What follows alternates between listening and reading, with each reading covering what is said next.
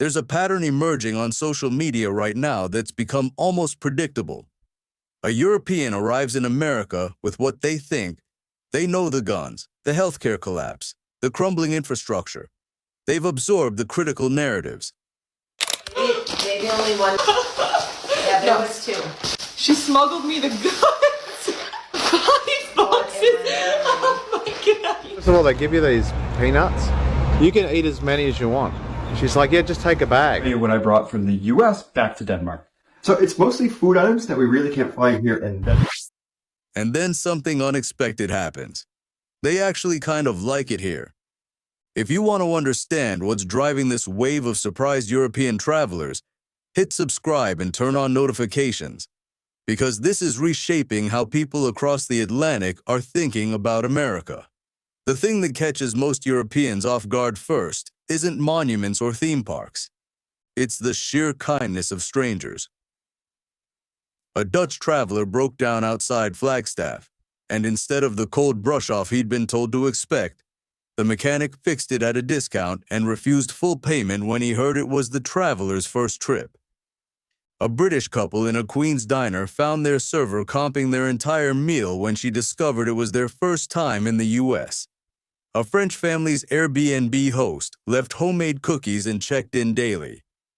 For people raised in cultures where professional courtesy is the ceiling, this level of genuine warmth registers as culture shock in the opposite direction from what they expected.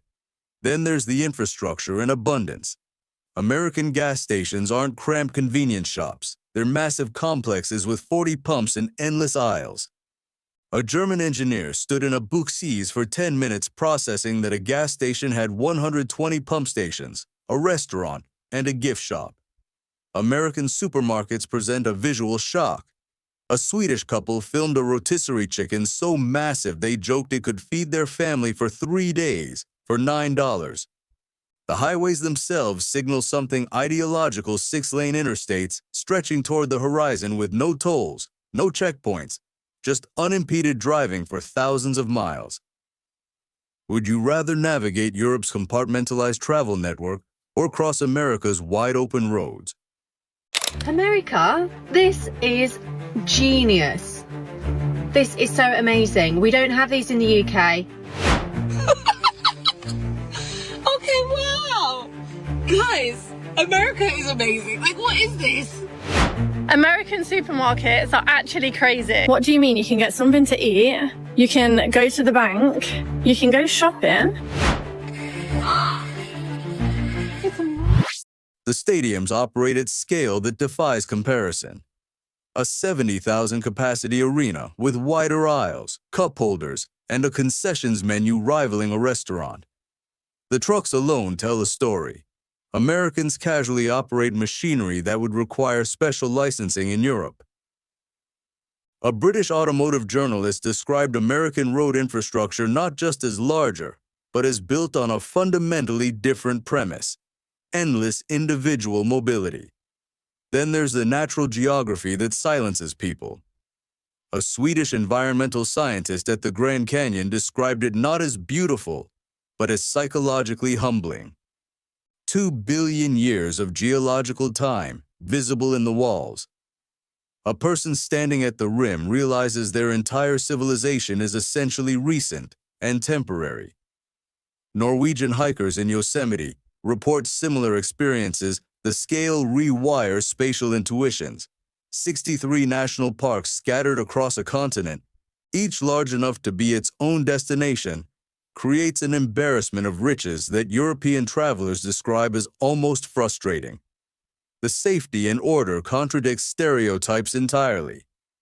A British family in New Orleans found the tourist areas impeccably maintained and welcoming. French tourists in Miami reported genuinely safe beaches with good lighting and visible security. Chicago, described to them as a war zone, was actually bustling with people and activity. A Scottish man at a sports event, separated from his friends, found a police officer who not only reunited him with his group, but joked about American sports and gave recommendations. This runs counter to the stereotype of American law enforcement that European media trained people to fear. Then there's the economic reality Europeans don't want to admit is dawning on them.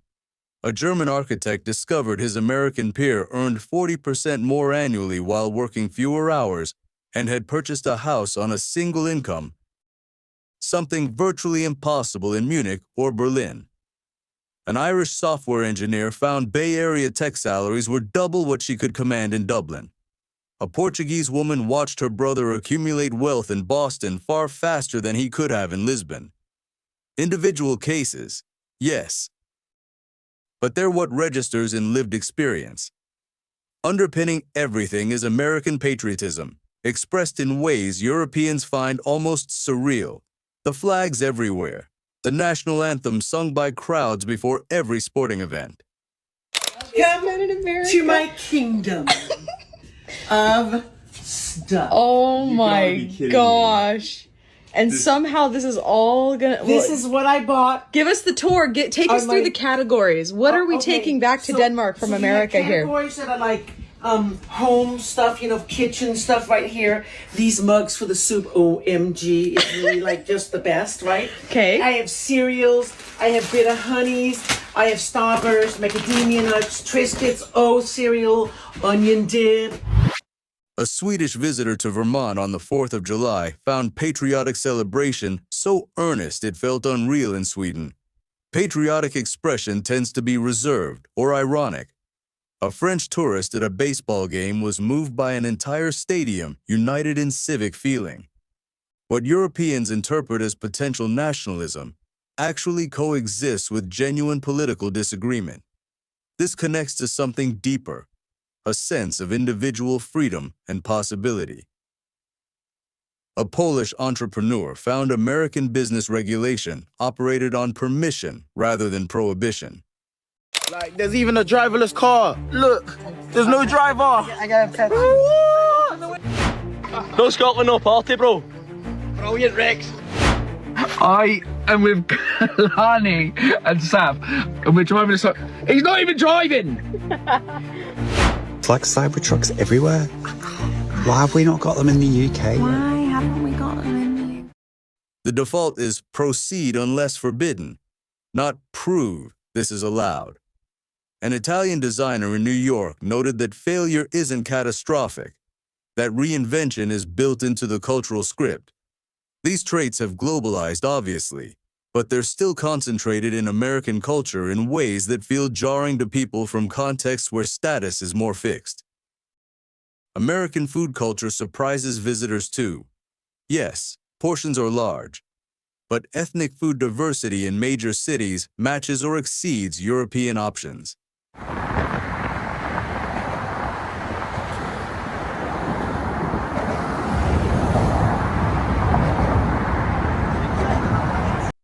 A Dane in Los Angeles found Vietnamese, Korean, Peruvian, Ethiopian, Lebanese, Mexican, and Indian cuisines, all within 20 minutes at absurdly low prices.